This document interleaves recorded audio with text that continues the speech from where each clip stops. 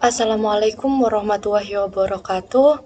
Saya Cici Wilandini. Di sini saya akan mempresentasikan hasil tugas mata kuliah Teori Ekonomi Makro Islam dengan judul Penetapan Kebijakan Moneter dan Fiskal pada Masa Krisis Ekonomi.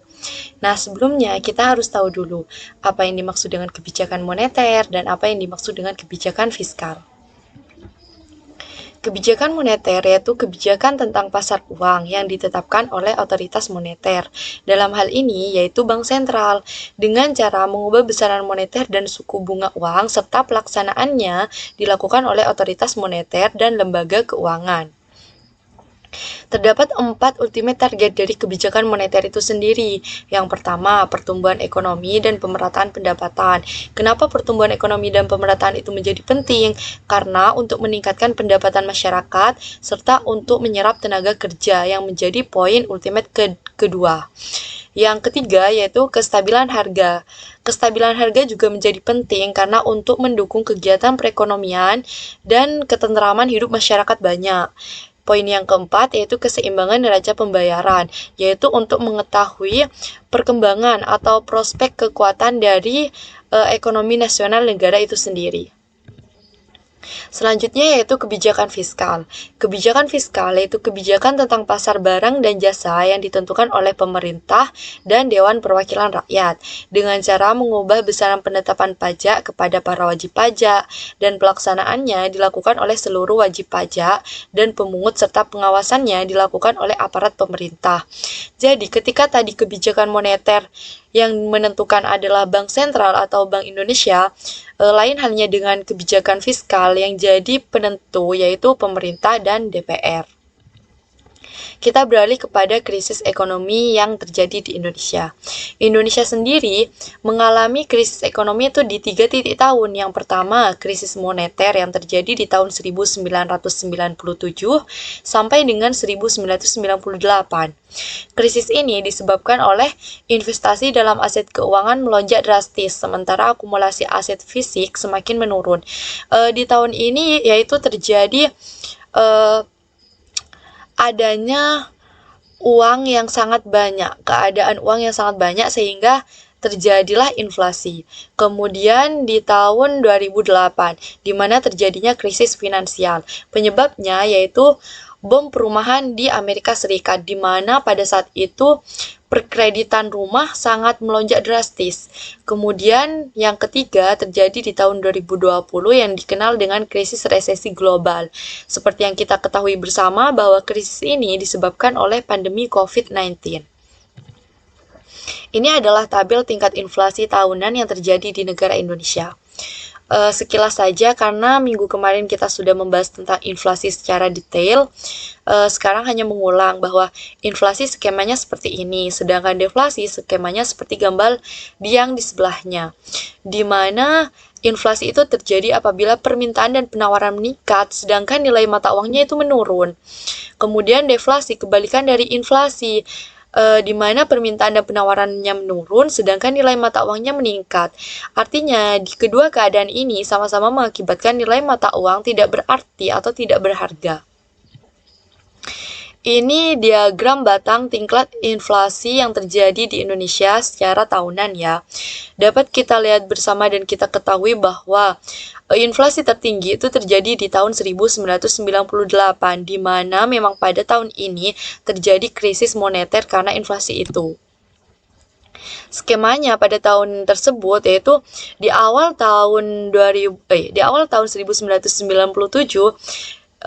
nilai tukar rupiah terhadap dolar AS itu masih stabil, yaitu berada di kisaran 2.400 sampai dengan 2.600. Kemudian di awal tahun 1998 nilai tukar sudah melonjak, yaitu berada di angka 10.375 per dolar AS, dan nilai itu terus berfluktuasi sampai dengan bulan Juni 1998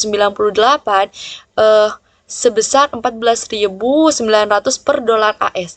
Akibat prospek dari bertambahnya nilai tukar rupiah ke dolar AS tersebut mengakibatkan investor asing berbondong-bondong mengalihkan penanaman dananya keluar dari negara-negara ASEAN karena menganggap negara-negara ASEAN itu sudah memiliki masalah yang sama, yaitu tidak mampu menghadapi gejolak keuangan pada saat itu, dan investor itu menganggap bahwa negara ASEAN itu sudah tidak mampu untuk mengembalikan dana yang sudah ditanamkan di negaranya. Sehingga pada waktu yang bersamaan, hal itu mengakibatkan terjadinya ledakan pengangguran di Indonesia. Terdapat 7.196 pekerja sudah berhasil di PHK pada saat itu, dan akan berlanjut seterusnya karena memang pada saat itu terjadi krisis moneter yang besar-besaran. Kemudian krisis keuangan global yang terjadi di tahun 2008, yang mana berhasil menggoncang 3 pasar di Indonesia. Yang pertama, pasar modal, di mana indeks harga saham gabungan anjlok dari yang awalnya 2.830 menjadi 1.111 atau turun lebih dari 60%. Kemudian pasar kurs, di mana nilai tukar rupiah terhadap dolar AS dari yang awalnya 9.076 rupiah hampir menembus angka 13.000 atau mengalami depresiasi lebih dari 30% sejak tahun 2008 tersebut. Kemudian yang ketiga, pasar ekspor, di mana ekspor di Indonesia selama tahun 2008 sampai dengan 2009 itu bukan hanya menurun tetapi atau negatif, yaitu angkanya berada di angka min 35,6%, di mana min 31% dialami oleh komoditas ekspor migas, sedangkan sisanya itu dialami oleh komoditas ekspor non-migas. Kemudian krisis yang terjadi pada saat ini yang kita rasakan bersama, yaitu yang disebabkan oleh pandemi, berdampak kepada banyak sektor, tetapi yang paling dirasakan itu di dalam ekonomi, yaitu di sektor pariwisata, di mana dari sektor pariwisata ini berimbas kepada perhotelan, transportasi, restoran, retail, dan lain sebagainya yang masih memiliki hubungan erat terhadap sektor pariwisata itu sendiri. Kemudian sektor manufaktur. Kenapa sektor manufaktur juga terkena imbasnya? Karena pada saat itu, yaitu pada masa sekarang, di negara-negara lain itu sudah banyak yang menerapkan lockdown, dan negara Indonesia sendiri menerapkan PSBB dan lain sebagainya, sehingga suplai bahan baku dari Cina itu terhambat dan kemudian mengakibatkan inflasi lagi. Ini data kunjungan wisata mancanegara di beberapa negara. Yang di garis bawahi merah ini sengaja saya garis bawahi merah, yaitu negara Indonesia, di mana untuk memudahkan saya sudah menyajikannya dalam bentuk diagram batang ya. Dari data tadi kita bisa melihat bahwa di bulan Januari 2020 data kunjungan wisata di negara Indonesia itu masih normal, yaitu hampir menembus angka 60.000. Kemudian ketika di bulan Maret ini sudah diumumkan bahwa di Indonesia ada yang sudah positif, di sini angkanya sudah tidak mencapai 30.000, dan seterusnya di bulan April sampai Desember ini sangat rendah sekali, yaitu belum mencapai 10.000, karena memang di bulan awal Maret dan April seterusnya ini di Indonesia sendiri sudah dilaksanakan PSBB besar-besaran, dan di negara lain sudah banyak yang melaksanakan lockdown untuk mengantisipasi terjadinya penyebaran COVID-19 ini. Kemudian pertumbuhan ekonomi dan jumlah pengangguran terbuka di Indonesia selama tahun 2010 sampai dengan 2020.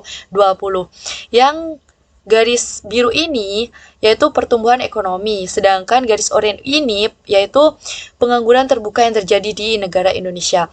Dapat kita lihat bersama bahwa di tahun 2020 ini pertumbuhan ekonomi sangat rendah dan pengangguran terbuka sangat tinggi. Artinya di keadaan ini tuh sangat memprihatinkan, di mana pertumbuhan ekonominya hanya 2,97%, sedangkan pengangguran terbukanya mencapai 9,77%.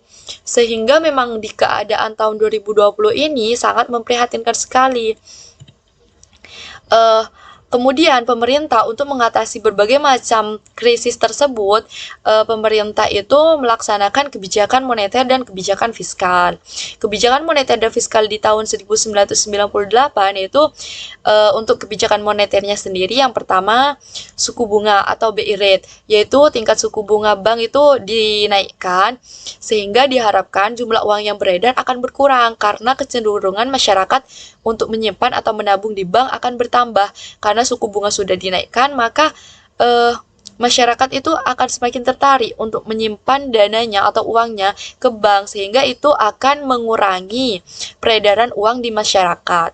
Kemudian yang kedua, kebijakan moneter yang diperkuat dengan strategi preemptive atau forward looking, karena mengingat inflasi yang terjadi di Indonesia itu lebih banyak dipengaruhi oleh ekspektasi inflasi masyarakat yang bersifat adaptif atau penyesuaian. Kemudian yang ketiga, pelaksanaan inflation targeting framework, di mana membutuhkan komunikasi yang efektif dan transparan kepada masyarakat luas agar kebijakan moneter tersebut bisa ditempuh dan benar-benar dipahami secara utuh oleh masyarakat dan bisa dijalankan dengan mudah. Kemudian yang keempat, koordinasi antar bank sentral dengan pemerintah dalam rangka mencapai target inflasi yang ditetapkan oleh pemerintah. Koordinasi ini bersifat sangat penting karena untuk menjaga komunikasi atau menjaga mengkoordinasikan peraturan antara bank sentral dengan pemerintah agar berjalan secara beriringan. Kemudian kebijakan fiskalnya yaitu dapat didayagunakan untuk meredam dan mendinginkan roda kegiatan ekonomi dengan cara menyeimbangkan kondisi permintaan dan penyediaan sumber-sumber ekonomi melalui dampak kontraksi APBN. Selanjutnya yaitu kebijakan moneter dan fiskal di tahun 2008. Kebijakan moneternya yaitu Bank Indonesia meningkatkan suku bunga dari yang awalnya 8% ke 9,50%. Suku bunga lagi yang ditingkatkan dalam rangka meredam tekanan naiknya IHK, yaitu indeks harga konsumen. Yang kedua yaitu Bank Indonesia merespon masalah likuiditas dalam sektor keuangan dengan mengurangi reserve requirement, diikuti dengan penyediaan fasilitas likuiditas dalam rangka mengalirkan dana pada pasar uang. Kemudian adanya koordinasi antar bank sentral dan pemerintah untuk mengatasi isu kepercayaan dan juga menjawab ledakan harga aset. Memang koordinasi dari bank sentral dan pemerintah ini sangat penting ya, karena mengingat lagi bahwa Indonesia ini negara demokrasi dan masih kekuasaan tertingginya itu dipegang oleh pemerintah. Artinya pengatur dari banyaknya masyarakat itu masih pemerintah. Kemudian kebijakan fiskalnya yaitu mengeluarkan aturan mengenai pembelian devisa oleh bank. Kemudian pemerintah mengarahkan pada upaya peningkatan daya beli masyarakat dan dorongan investasi guna mencapai pertumbuhan ekonomi yang diharapkan. Kemudian juga menurunkan beban pajak seperti PPN, PPh badan, PPh gaji karyawan, dan pajak penjualan. Terakhir yaitu kebijakan moneter dan fiskal pada masa krisis ekonomi yang terjadi di tahun 2020. Adapun kebijakan fiskalnya yaitu dikeluarkannya peraturan Perpu nomor 1 tahun 2020 mengenai kebijakan dan stabilitas sektor keuangan negara yang berlaku sejak 31 Maret 2020 karena memang adanya COVID di Indonesia yaitu pada bulan Maret itu sendiri. Yang pertama, penetapan batas defisit anggaran negara di atas 3% dari PDB pada periode penanganan COVID-19 sampai tahun fiskal 2022. Dan defisit akan kembali pada angka paling tinggi sebesar 3%, yaitu pada tahun 2023. Yang kedua, adanya penyesuaian tarif pajak.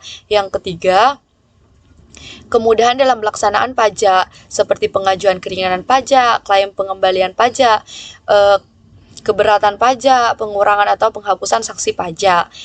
Kemudian yang keempat, pembebasan pembiayaan dan cukai terhadap barang impor yang terkait dengan pengembangan industri di dalam negara itu sendiri. Adapun kebijakan moneternya yaitu Perpu nomor 1 tahun 2020 tentang wewenang Bank Indonesia untuk memberikan pinjaman likuiditas jangka pendek baik kepada bank sistemik maupun selain bank sistemik gitu. Kemudian peraturan OJK nomor 11 garing PJOK nomor 3 garing 2020 mengenai stimulus terhadap perekonomian nasional sebagai kebijakan counter countercyclical dari dampak penyebaran COVID-19. Nah, ini adalah beberapa referensi yang saya gunakan untuk menyusun PowerPoint dari tugas saya. Kemudian, terima kasih atas perhatiannya. Kurang lebihnya saya mohon maaf. Wassalamualaikum warahmatullahi wabarakatuh.